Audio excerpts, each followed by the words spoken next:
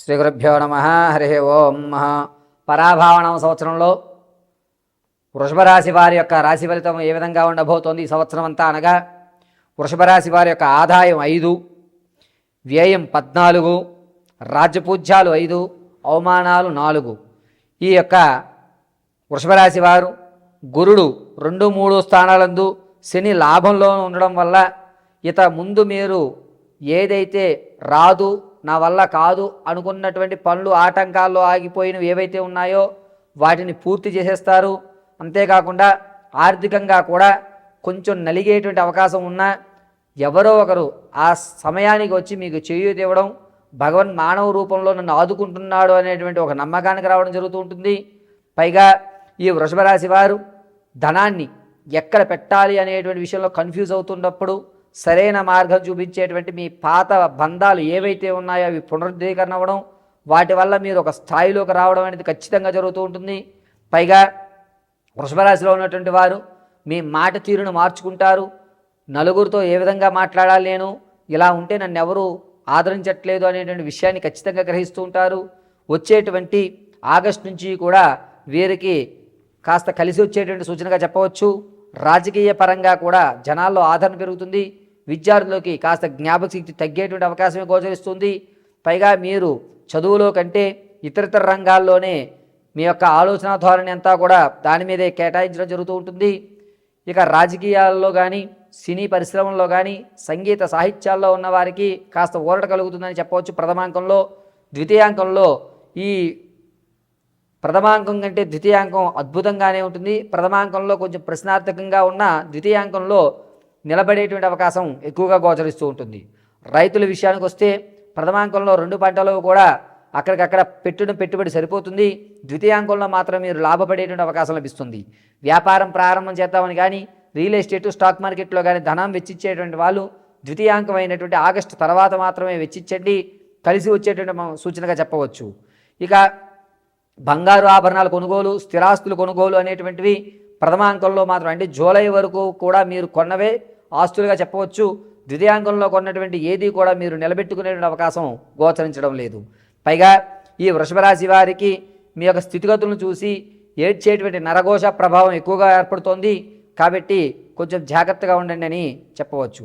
ఈ వృషభ రాశిలో ఉన్నటువంటి వారు ఆరోగ్య విషయంలో కాస్త జాగ్రత్తగా ఉండాలి.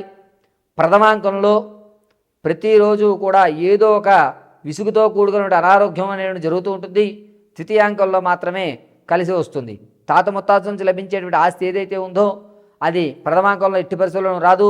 ద్వితీయాంకమైనటువంటి అక్టోబర్ తర్వాత నుంచి కూడా మీకు స్థిరాస్తులు కానీ, తాత ముత్తాతలు లభించేటువంటి ఆస్తులు కానీ, ఆర్థికంగా కానీ నిలబడేటువంటి అవకాశం ఎక్కువగా గోచరిస్తూ ఉంటుంది.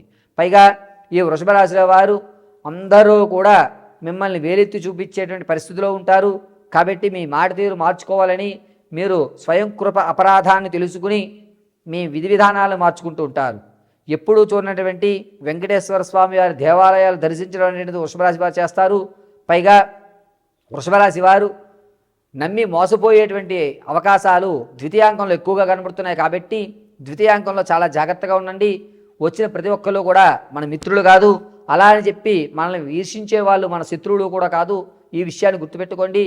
ద్వితీయాంకంలో మిమ్మల్ని నమ్మించి మోసం చేసి షూరిటీలు పెట్టించుకుని ఐపీలు పెట్టి ఆ యొక్క భారం అంతా కూడా మీ మీద వేసేటువంటివే ఎక్కువగా గోచరిస్తున్నాయి. కాబట్టి ఈ వృషభరాశి వారు ఇతరులను నమ్మేటువంటి విషయంలో కొంచెం జాగ్రత్తగా ఉండండి. కొత్త స్నేహితులను మాత్రం ఎట్టి పరిస్థితుల్లో నమ్మద్దు. పాత స్నేహితులు పునరుద్ధరీకరణ అయితే మాత్రం వాటిని కొనసాగిస్తూ ఉండండి. అద్భుతంగా కలిసి వస్తుంది. పైగా ఈ వృషభ రాశి వారు ఈ నెలంతా కూడాను మీరు మీ యొక్క ఆలోచన ధోరణి మార్చుకుంటూ ఉండండి. మీ విధి విధానాల్లో ఎప్పుడూ కూడా మీ పాత విడిచిపెట్టినటువంటి స్నేహితుల వల్లే మీరు లాభపడేటువంటి అవకాశంగా చెప్పవచ్చు. పైగా ఈ వృషభ రాశి వారు ప్రతి నిత్యము కూడా వెంకటేశ్వర స్వామి వారి ఆరాధన చేయడం చాలా మంచిది. చందనాన్ని ధరించండి. తులసి మాలని కనుక మెల్లో వేసుకుంటూ ఉండడం వల్ల వృషభ రాశి వారికి అద్భుతంగా కలిసి వచ్చేటువంటి సూచనగా చెప్పవచ్చు. శ్రీగురుభ్యో నమ. హరి ఓం. శ్రీమహాగణాధిపతయే నమ. శ్రీమహాసరస్వత్యై నమ. శ్రీగురుభ్యో నమ. హరి ఓం. జగతం పితరం వందే పార్వతీ పరమేశ్వరం. సర్వం శ్రీ అంబికానుగ్రహకటాక్షఫలసిద్ధ్యర్థం ప్రతి ఒక్కరికి కూడా ఈ పరాభావనామ సంవత్సరంలో అనేకమైనటువంటి ఇబ్బందులు చవిచూసి ఈ సంవత్సరమన్నా సరే నా యొక్క స్థితి మారుతోందా, మారడం లేదా, నేను ఏ విధంగా స్థిరపడగలుగుతాను అనేటువంటి సందేహం ఉన్నవారు, ఈ సంవత్సరమైనా నా జాతకం మారితే నేనంటూ ప్రూవ్ చేసుకోవడానికి అవకాశాలు ఎక్కడన్నా కలుగుతాయా అనే ఆలోచన ఉన్న వాళ్ళకి మనం మేషం మొదలు పెట్టుకుని మీనరాశి వరకు కూడా ఏ విధంగా వారి యొక్క జాతక ప్రభావాలు ఉండబోతున్నాయి, ఎవరి యొక్క జాతకంలో ఆదాయ వ్యయ రాజపూజ అవమానాలు ఏ విధంగా ఉండబోతున్నాయి అనేటువంటివి గోచారరీత్యా గోచారరీత్యా వారి ఫలితాలని వివరించి చెప్పడం జరుగుతుంది. క్షుప్తంగా ఆదాయ వ్యయ రాజపూజ అవమానాలు వారి యొక్క స్థితిగతులు ఈ సంవత్సరంతో ఏ విధంగా ఉండబోతోంది అనేది మనం ఇప్పుడు వివరణగా నేను ఇప్పుడు చెప్పేటువంటి ప్రతి రాశి ఫలితము కూడా గోచారరీత్యా మాత్రమే తెలియజేయడం జరిగింది. వ్యక్తిగతంగా మీ జాతకాన్ని తెలుసుకోవడానికి కింద స్క్రోల్ అవుతున్న నెంబర్ని సంప్రదించండి. ఆ నెంబర్ సంప్రదించినప్పుడు మీ date of birth, time, place of birth ఈ 3 ఆధారాలుగా మీ పూర్తి జాతకాన్ని విశదీకరించి చెప్పడం జరుగుతుంది. ఒకవేళ మీకు డేట్ ఆఫ్ బర్త్లో కానీ, టైంలో కానీ, ప్రదేశంలో కానీ ఏదన్నా తెలియకపోతే మీ ఫోటోను మాకు వాట్సాప్ చేయడం, మేము అడిగేటువంటి 3 ప్రశ్నలకు మీరు సమాధానం చెప్పడం వల్ల ఆ గణాంక పరిమాణాన్ని బట్టి మీ జాతకాన్ని విశదీకరించి వివరించి చెప్పడం జరుగుతుంది.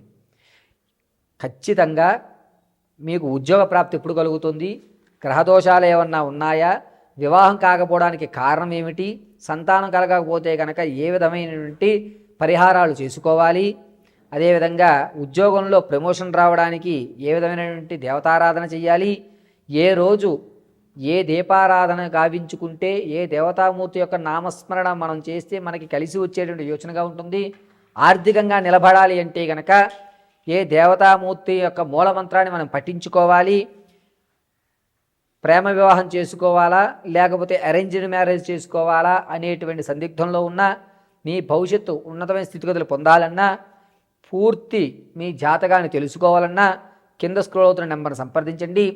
పూర్తిగా మీ జాతకాన్ని తెలుసుకోండి. ఖచ్చితంగా చెప్తున్నాను, మరొకసారి వినండి. ఇప్పుడు వరకు నేను చెప్పినటువంటి ఈ ద్వాదశ రాశులు అంటే మేషం నుంచి మీనం వరకు కూడా గోచార రీత్యా మాత్రమే తెలియజేయడం జరిగింది అనేటువంటి అవకాశం ఏర్పడుతోంది.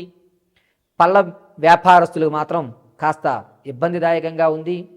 అధికమైనటువంటి ఎండలు గోచరించడం, వృద్ధులు మాత్రం చాలా జాగ్రత్తగా ఉండేటువంటి సూచనగా చెప్పవచ్చు. అంతేకాకుండా మేఘాధిపతి చంద్రుడు అవుతూ ఉండడం వల్ల సకాలంలో రావాల్సిన వర్షాలు వడగళ్ల వర్షాలుగా, రావలసినటువంటి ఋతుపవనాలు కాస్త ఆలస్యంగా రావడం, దీనివల్ల రైతు కొంచెం ఇబ్బంది పడేటువంటి అవకాశం ఏర్పడుతోంది.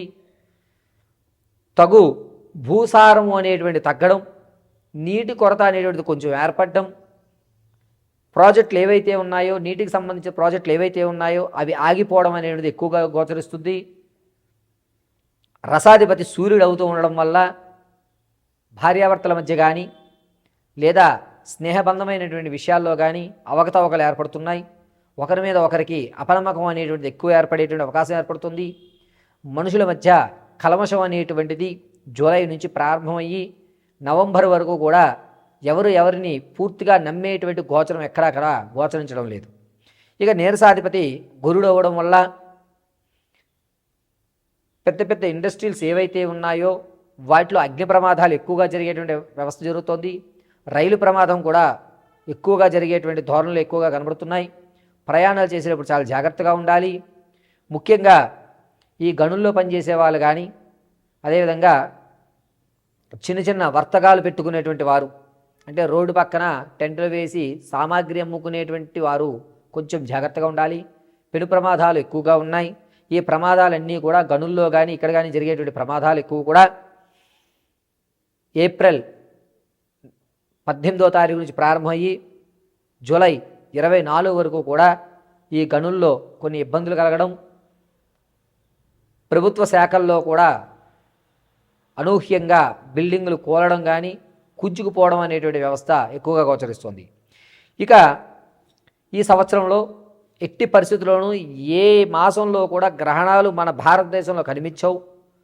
ఈ పరాభావణ సంవత్సరంలో 3 గ్రహణాలు మనకి గోచరిస్తున్నాయి. అందులో మొట్టమొదటిది ఆగస్టు 12వ తారీఖున సంపూర్ణ సూర్యగ్రహణం, 27వ తారీఖున చంద్రగ్రహణం, ఫిబ్రవరి 6, 2027లో సూర్యగ్రహణం గోచరిస్తోంది. ఈ 3 గ్రహాలు కూడా మన యొక్క భారతదేశంలో కనిపించవు కాబట్టి ఈ సంవత్సరం గ్రహణాలు లేవని మాత్రం మనం చెప్పుకోవచ్చు. ఇక మూడాలు అనేటువంటివి గురుమూఢమి జూలై 15వ తారీఖు నుంచి ప్రారంభమవుతుంది. ఈ మూఢమి చాలా తక్కువ రోజులే ఉంటుంది. దీనివల్ల ఎక్కడా కూడా ఇబ్బందులు కలిగేటువంటి అవకాశం లేదు. ఈ గురుమూఢమి శుక్రమూఢములు కూడా ఆగస్టు నెలలో జూలై నెలలోనే గోచరిస్తున్నాయి. ఈ ఆగస్ట్ జూలై ఈ 2 నెలల్లో కూడా మూడాలు అనేటువంటి చాలా తక్కువ ఏర్పడుతూ ఉండడం వల్ల వివాహాది శుభకార్యక్రమాలకి జూలై ఆగస్టు మంచి రోజులు కాదు అని మనం చెప్పుకోవచ్చు. ఈ యొక్క పంచాంగంలో ఇప్పటి వరకు మనం దేశ కాలమాన పరిస్థితులు ఏ విధంగా ఉండబోతున్నాయనేది చర్చించుకున్నాం. వ్యక్తిగతమైన మీ యొక్క జాతకాలు మేషం నుంచి మొదలుపెట్టుకుని మీనరాశి వరకు కూడా ఏ విధంగా ఉండబోతోంది అనేది మనం నెక్స్ట్ ఎపిసోడ్లో విశదీకరించి తెలుసుకుందాం.